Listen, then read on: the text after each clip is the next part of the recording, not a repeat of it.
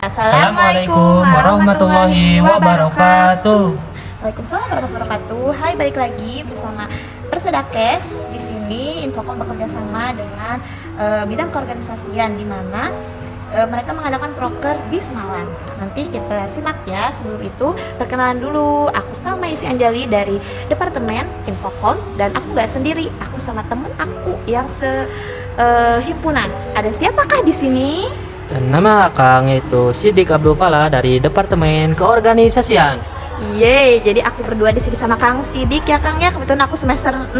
Kalau Kang Sidik semester berapa? Semester 4 ya sama. Wow, impresif.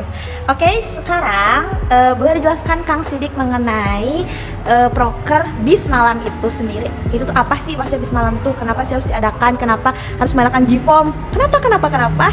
Jadi apa nih Kang Bismalam itu? Bismalam itu yaitu bicara santai mengenai himpunan, di mana Bismalam ini difasilitasi oleh himpunan khususnya organisasian ya betul teh. Untuk fasilitasi mahasiswa semester 2 ya, khususnya mahasiswa semester 2 yang memiliki keingintahuan lebih seputar himpunan ya Kang ya. Ya betul sekali. Dan tahun lalu sebetulnya sih tentang himpunan saja, tetapi kami juga menambahkan karena sekarang sudah kampus merdeka, kami juga menambahkan keingintahuan kalian mengenai kampus merdeka yang diadakan oleh program studi PGSD, betul Kang? Ya betul sekali teh Salma. Nah, jadi mungkin kami akan membuat beberapa section podcast ini. Mungkin salah satunya nanti juga kami akan membahas seputar kampus merdeka yang diadakan oleh Kemendikbud. Kan ada kampus mengajar tuh ya kan, ada pertukaran dan sebagainya. So, udah banyak banget yang bertanya nih lewat JIFOM tentang seputar Himas, seputar apa lagi Kang? Yang program studi ya? Ya betul sekali. Yang kampus merdeka. Kampus mengajar ya, kampus merdeka ya. Lebih banyak lagi ya. Ya, betul sekali. Mungkin kita akan bacakan untuk pertanyaan pertama dari Dila Febriansyah yang menanyakan, mulai dari 5% dulu ya Kang ya? Ya betul. Saya ingin lebih mengetahui tentang program kerja apa saja yang ada dalam tiap bidang. Wow, sebelum jauh prokernya apa aja, berarti kita harus mengetahui ada bidang apa saja atau ada departemen apa saja yang ada di himpunan Hima Perseda. Oke, yang pertama ada apa Kang? Yang pertama ada bidang keorganisasian, yang kedua ada bidang Infocom, yang ketiga ada PSDM, yang keempat ada keagamaan, dan yang kelima ada pendidikan, dan yang terakhir keenam ada kewirausahaan. Teh Salma. Wow, banyak banget. Terus ditambah dengan bidang inti ya Kang ya. Inti itu ada sekretaris, ada bendahara, ada kahim, ketua himpunan, dan wakil ketua himpunan. Nah, jadi udah semua kita bacakan, semua kita kasih tahu nih ke kalian bahwa ada 6 bidang atau ada 6 bidang departemen. Untuk yang pertama mungkin lebih atas tuh keorganisasian biasanya. Keorganisasian itu nih Kang Sidik sendiri kan keorganisasian. Ada apa aja nih prokernya, yang garis besarnya aja ya Kang ya? Ya, makasih teman-teman. Yang pertama itu ada MPH. MPH itu adalah masa pengkaderan himpunan. Yang kedua itu ada RPP, dan yang ketiga ada Mabim. Yang keempat ada Bismalam, dan proker baru yang kami rencanakan di tahun ini yaitu setelah Bismalam ini yaitu ada Silatwil. Ya, itu aja Teh Salma. Silatwil. Oke. Nah, berikutnya kalau di Infocom sendiri nih, di Salma sendiri itu ya khususnya kan Infocom yang informasi dan komunikasi. Jadi kami menyajikan seluruh informasi dan komunikasi mengenai pendidikan, mengenai PGSD lewat media digital atau platformnya, mungkin ada Instagram, ada YouTube dan sebagainya. Jadi yang suka sebar-sebar info terus dan sebagainya itu tuh di Instagram nih, itu tugas aku. Terus juga sekarang podcast tugas aku. Pokoknya gitulah mengenai digital semuanya dan pereditan. Nah, kalau misalkan di bidang kewirausahaan apa Kang prokernya? Kalau di bidang kewirausahaan sendiri yaitu ada seminar kayak gitulah, pokoknya seminar, dana-dana kayak gitulah, pokoknya jualan-jualan kayak gitu. Kalau di bidang kewirausahaan itu sama. Oh gitu ya. Oh lupa, di Infocom juga ada seminar. Nah kalau misalkan di bidang pendidikan, mereka itu biasanya bertugasnya itu hari-hari besar nih, hari-hari besar mereka ngadakan hari Kartini kayak gitu. Biasanya suka diadakan lomba, biasanya tuh tiap tahun. Selain itu mereka juga menyajikan kalender akademik sih biasanya untuk himpunan khususnya. Terus kalau untuk keagamaan itu kan spiritual banget ya, gak sih? Jadi Iya. Nah, jadi mereka biasanya yang mengontrol kami untuk mengingatkan tentang ibadah, terus juga ada seminar keagamaan, kultum. Nah, selain itu kalau misalkan di bidang apalagi PSDM ya Kang ya, yang sekarang tuh ada bagi SD berkarya. Nah, terus ada pekan seni juga. Pokoknya banyak banget deh kalau PSDM kan tentang sumber daya manusia ya Kang ya. Ya, betul. Minat bakatnya itu dilihat dari PSDM. Terus apa lagi Kang? Udah ya? Udah. Kalau misalkan sekretaris ya sesuai sekretaris dengan bidangnya administrasi persuratan, bendahara peruangan, kahim, dan wakahim itu yang mengontrol kami. Nah, gitu. Terus ada pertanyaan, jadi itu ya mungkin karena banyak banget pertanyaan yang sama ya Kang ya seputar apa sih namanya prokernya, terus juga apa aja bidang-bidangnya itu udah banyak banget yang ditanyain. Jadi mungkin satu penanya juga cukup mewakilkan ya Kang ya. Ya, betul soal itu sama betul. Oke, jadi itu seputar yang tanyakan Hima. Yang masih ada lagi nggak Kang? Oh ada. Di sini dari siapa? Dari Silva Trias. Dari Silva Trias Lestari. Nah, Yang ditanyain manfaat dari mengikuti Hima Perseda atau himpunan ini. Jadi manfaat dari mengikuti Hima Perseda ini banyak sekali manfaatnya. Yang pertama kita dapat pengalaman, yang kedua kita bisa saling lebih mengenal teman jauh lebih dekat. Nah, pokoknya kekerabatan kita, kekeluargaan kita semakin erat gitu kalau mengikuti himpunan ini. Begitu Teh Salma. ya betul. Aku juga menambahkan sih ya, karena aku juga udah periode. Kalau misalkan di himpunan sendiri, aku soft skillnya tentu jadi berkembang. Betul sekali Kang? Iya, betul sekali. Betul. Jadi awalnya yang nggak bisa apa-apa nih, dulu kan aku kurang juga organisasi, sempat mati lah misalkan bukan misalkan yang di SMA gitu. Terus di himpunan aku jadi tumbuh dan berkembang menjadi manusia seperti ini, jadi bisa public speaking dan sebagainya. Dia soft skillnya sih. Terus kita juga nambah relasi ya, karena kan himpunan gak cuman kita aja, kan himpunan ada yang lain, ormawa lain seluruhnya, terus BEM dan sebagainya. Nah, terus ada pertanyaan lagi Kang? Tadi dari siapa tadi, lupa. Apakah pertanyaannya apakah semua?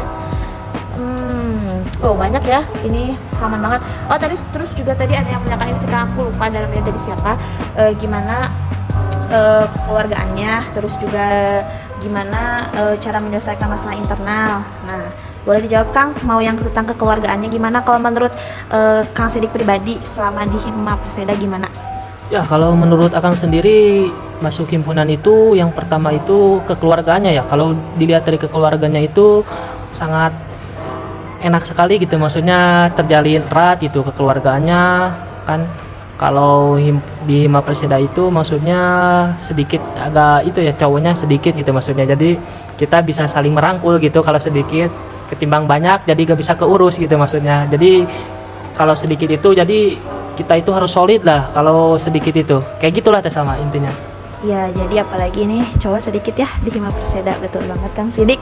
Nah, kalau untuk masalah internal dan apa ya, tadi tuh ada dari pertanyaan dari siapa, dan program kerja yang belum terlaksana. Nah, biasanya kita tuh memaksimalkan semaksimal mungkin program kerjanya terlaksana setiap periodenya. Kalau misalkan ini pun biasanya kita satukan bekerja sama dengan bidang lain agar terlaksana, agar memperingankan. Terus kalau misalkan ada masalah internal, tentunya di sana juga kan sudah ada ketentuan, ada SOP dan ada RT yang sudah tertulis dan secara resmi itu harus kita patuhi dan biasanya kita selesaikan secara bersama-sama. Itu sih paling untuk seputar Hima ya.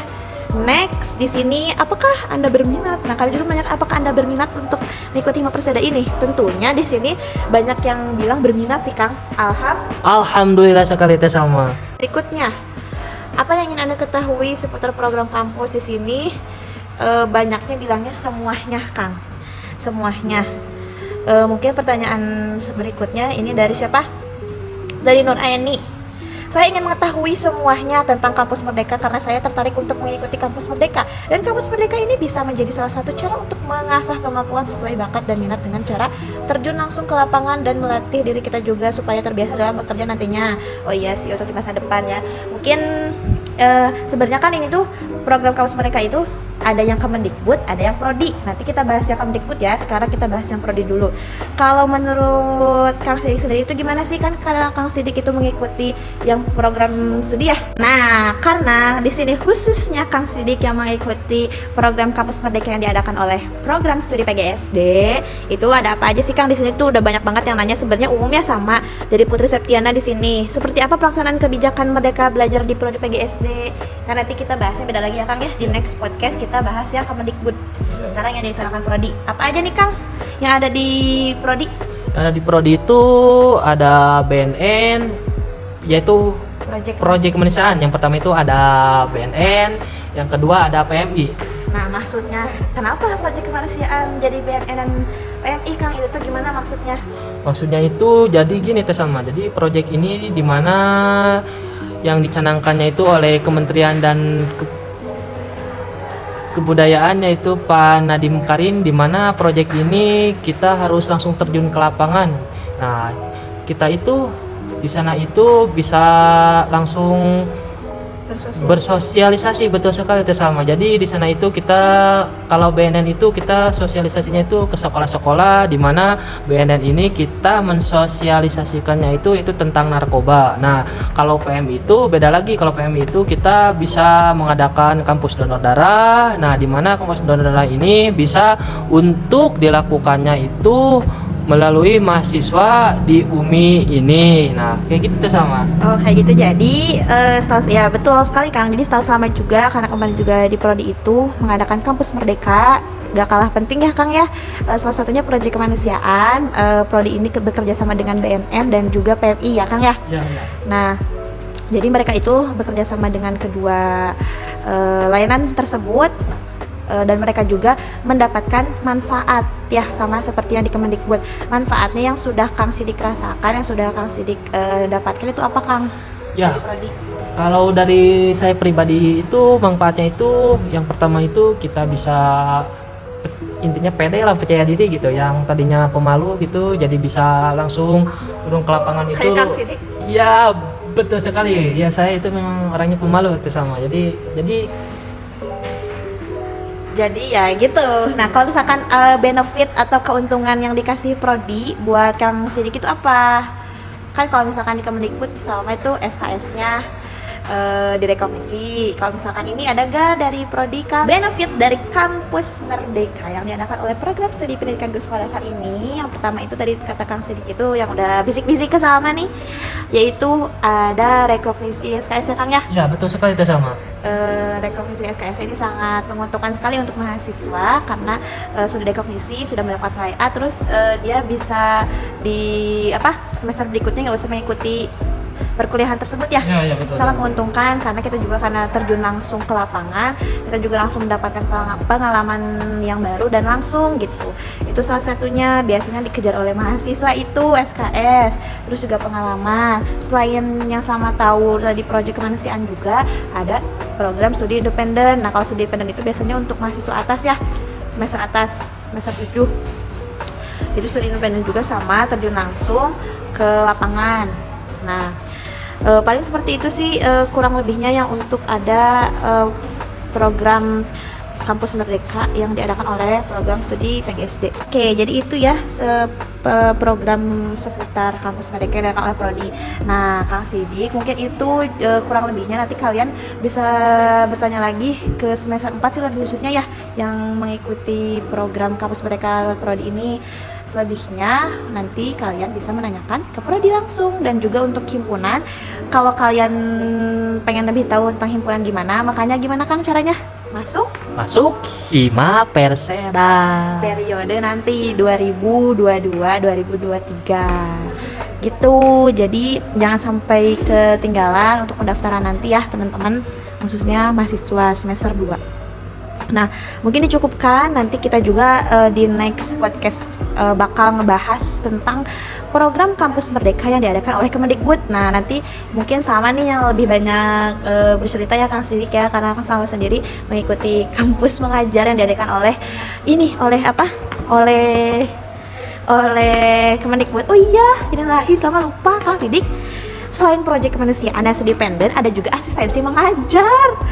semester sama juga ada, kemarin semester 5. Nah, asistensi mengajar itu sebenarnya sama Kang, kayak kampus mengajar, cuma ini diadakannya oleh program studi aja. Itu juga sama, mereka dapat benefitnya banyak banget tuh Kang. Gak ikut KKN, bayangkan.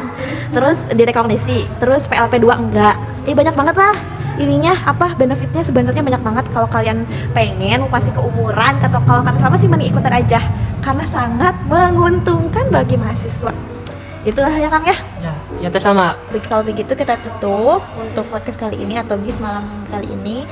Mari kita baca alhamdulillah dulu kali Kang. Tadi gak baca bismillah tapi. Iya betul sekali teh sama. Ya udah kalau gitu kami berdua pamit. Saya Salma Anjali pamit. Dan saya Sidik Abdul Fala. Kami berdua pamit. Assalamualaikum warahmatullahi Wabarakatuh. See you.